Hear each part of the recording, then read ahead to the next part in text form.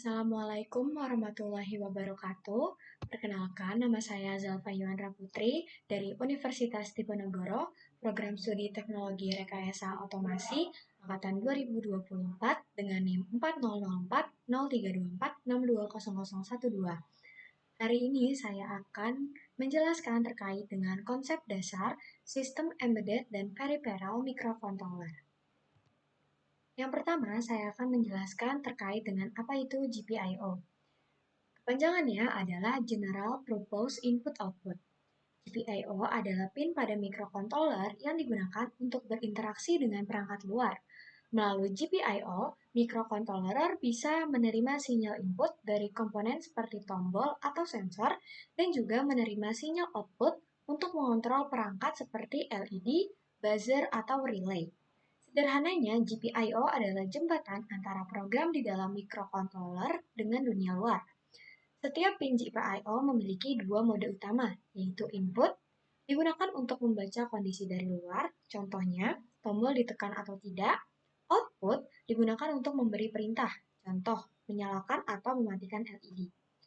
GPIO bekerja dengan logika digital, yaitu high atau logika 1, kondisi di mana ada tegangan, yaitu kurang lebih 3,3 volt atau 5 volt, dan low atau logika 0, yaitu tidak ada tegangan atau 0 volt. Selanjutnya, ada mode atau fungsi lain dari GPIO. Yang pertama, ada GPIO input. Saat GPIO digunakan sebagai input, bisa terjadi kondisi sinyal tidak stabil atau floating. Untuk mengatasi hal tersebut digunakan resistor. Ada pull up dan juga pull down. Pull up sendiri yaitu kondisi default atau high, dan pull down yaitu kondisi defaultnya yaitu pada saat low. Yang kedua, ada GPIO output. GPIO sebagai output digunakan untuk mengirim sinyal dari microcontroller ke perangkat luar seperti LED atau buzzer. Kondisi high akan memberikan tegangan sehingga perangkat aktif, sedangkan kondisi low membuat perangkat tidak aktif.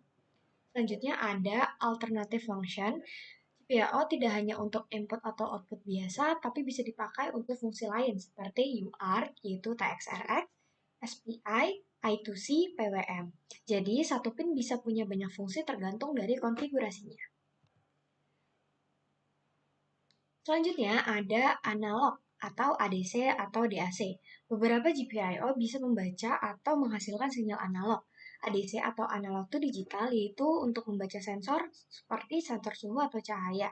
Sedangkan untuk DAC atau digital to analog yaitu untuk menghasilkan tegangan analog. Tidak hanya high atau low tetapi nilai bertingkat. Selanjutnya ada PWM yaitu Pulse Width Modulation.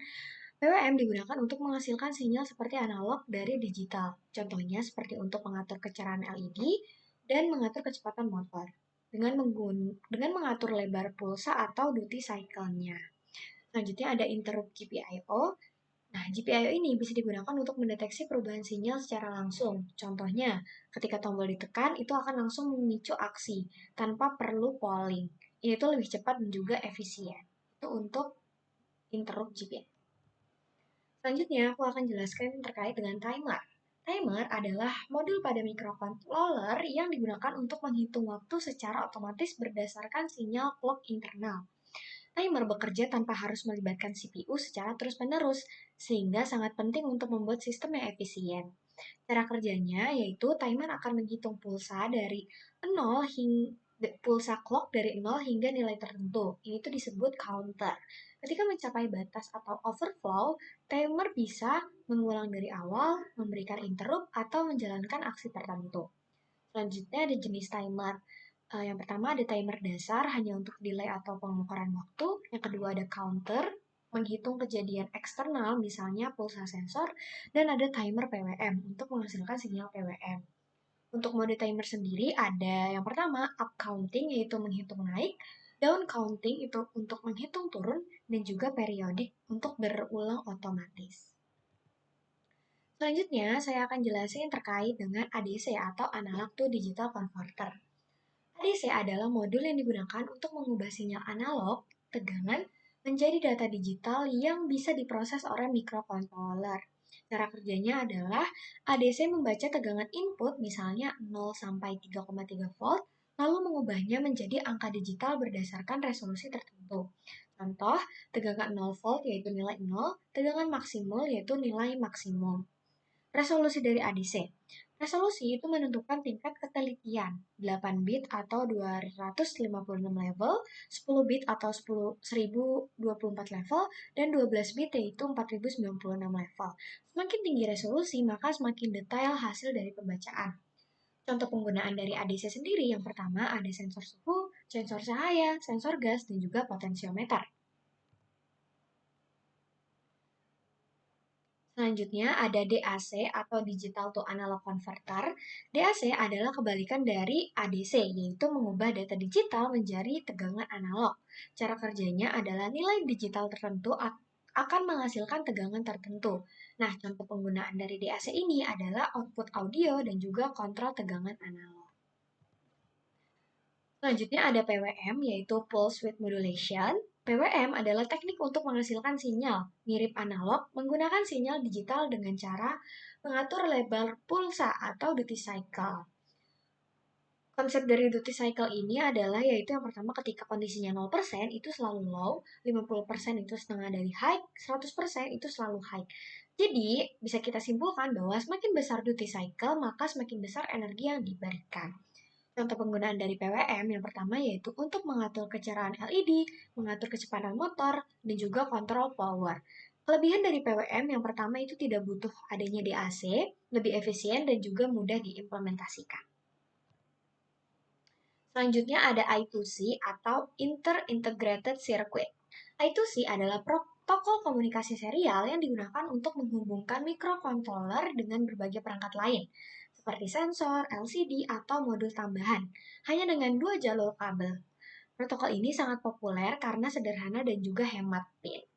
2 jalur utama yang dimaksud adalah yang pertama SDA atau serial data untuk mengirim dan juga menerima data, dan SCL atau serial clock untuk mengatur timing komunikasi.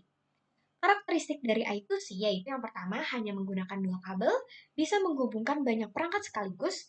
Selanjutnya adalah bersifat half duplex, tidak kirim dan terima bersamaan. Kecepatan umumnya ada di 100 kHz, itu standar, dan juga 400 kHz, itu untuk fast mode. Selanjutnya, cara kerja dari I2C. Dalam I2C terdapat konsep master dan juga slave. Master yaitu perangkat yang mengatur komunikasi, biasanya itu microcontroller, dan juga slave yaitu perangkat yang merespon, seperti contohnya sensor atau modul. Proses komunikasi berlangsung seperti ini. Yang pertama, master mengirim sinyal start condition, lalu master mengirimkan alamat device atau address, lalu slave yang sesuai alamat akan merespon. Data dikirim atau diterima, lalu diakhiri dengan stop condition. Setiap perangkat I2C memiliki alamat unik, sehingga banyak perangkat bisa dihubungkan dalam satu jalur yang sama tanpa saling tertukar. Selanjutnya, aku akan jelasin juga terkait dengan SPI atau Serial Peripheral Interface. SPI adalah protokol komunikasi serial yang digunakan untuk pertukaran data dengan kecepatan tinggi antara microcontroller dan juga perangkat lain. Berbeda dengan I2C, SPI menggunakan lebih banyak jalur tetapi menawarkan performa yang jauh lebih cepat. Nah, jalur SPI. Jalur SPI ini menggunakan 4 jalur utama, yaitu ada MOSI, MISO, SCK, dan juga SS. Untuk MOSI sendiri adalah kepanjangan dari Master Out Slave In, yaitu data dari master ke slave. MISO atau Master In Slave Out, yaitu data dari slave ke master. SCK atau Serial Clock, yaitu sinyal clock. Dan SS, Self Select, yaitu memilih perangkat tujuan. Cara kerja dari SPI ini adalah yang pertama, master mengontrol clock. Saat clock berjalan, data dikirim dan diterima secara bersamaan. Master memilih slave dengan pin SS, lalu data dikirim dalam bentuk bit secara sinkron. Karakteristik dari SPI ini adalah yang pertama itu full duplex, dikirim dan diterima bersamaan. Kecepatan tinggi bisa sampai megahertz, tidak memerlukan alamat seperti I2C.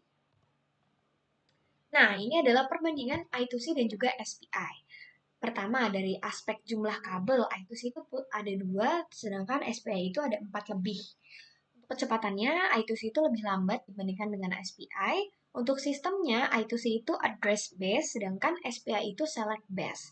Untuk kompleksitasnya, I2C itu lebih sederhana, sedangkan SPI itu lebih kompleks. Untuk multi-device, I2C itu mudah, sedangkan untuk SPI itu lebih ribet. Selanjutnya ada juga penjelasan terkait dengan RTOS atau Real Time Operating System Computing. RTOS adalah sistem operasi yang digunakan pada microcontroller untuk menjalankan beberapa tugas atau task secara bersamaan dengan pengaturan waktu yang jelas. Berbeda dengan program biasa yang berjalan satu persatu, RTOS memungkinkan sistem untuk menangani banyak pekerjaan secara seolah-olah bersamaan. RTOS sangat penting pada sistem yang membutuhkan respon cepat dan tepat